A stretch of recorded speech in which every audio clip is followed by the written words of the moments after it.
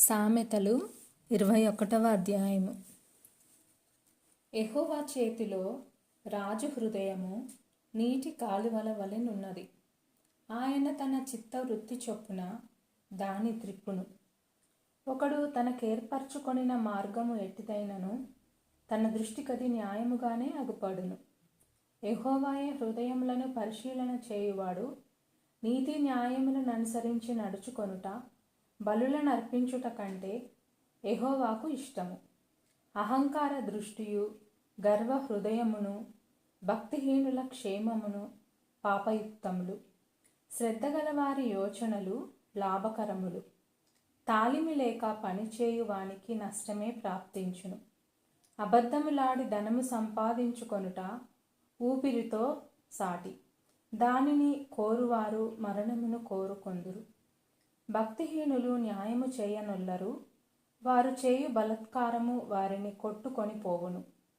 దోషభరితుని మార్గము మిక్కిలి వంకర మార్గము. పవిత్రుల కార్యము యథార్థము. గయ్యాలితో పెద్ద ఇంట నుండుట కంటే మిద్దె మీదనొక మూలను నివసించుట మేలు. భక్తిహీనుని మనస్సు కీడు చేయగోరును.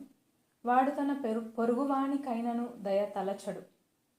అపహాసకుడు దండింపబడుట చూచి జ్ఞానం లేనివాడు జ్ఞానం పొందును. జ్ఞానము గలవాడు ఉపదేశము వలన తెలివినందును.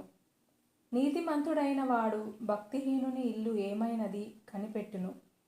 భక్తిహీనులను ఆయన నాశనములో కూల్చును. దరిద్రుల మొర్ర వినక చెవి మూసుకొనువాడు తాను మొర్రపెట్టునప్పుడు అంగీకరింపబడడు.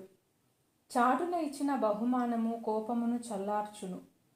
ఒడిలో నుంచబడిన కానుక మహాక్రోధమును శాంతిపరచును.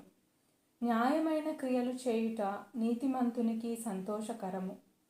పాపము చేయువారికి అది భయంకరము.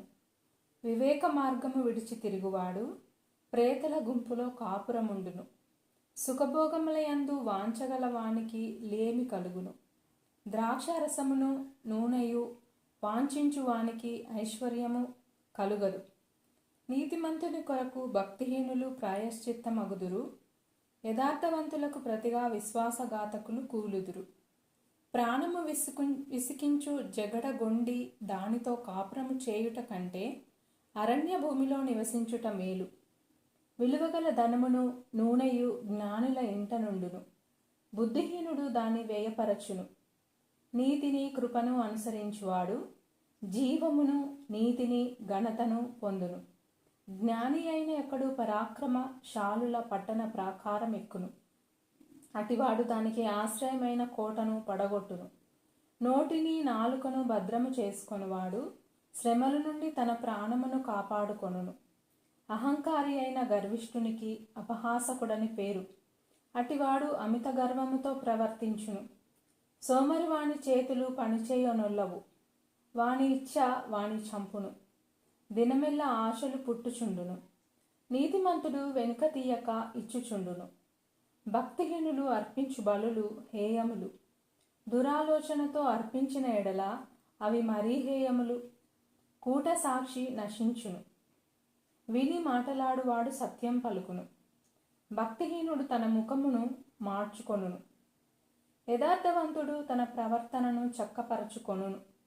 యెహోవాకు విరోధమైన జ్ఞానమైనను వివేచన అయినను ఆలోచన అయినను నిలువదు. యుద్ధ దినమునకు గుర్రములను ఆయత్తపరచుట కద్దు గాని రక్షణ యెహోవా ఆధీనము. ఆమేన్.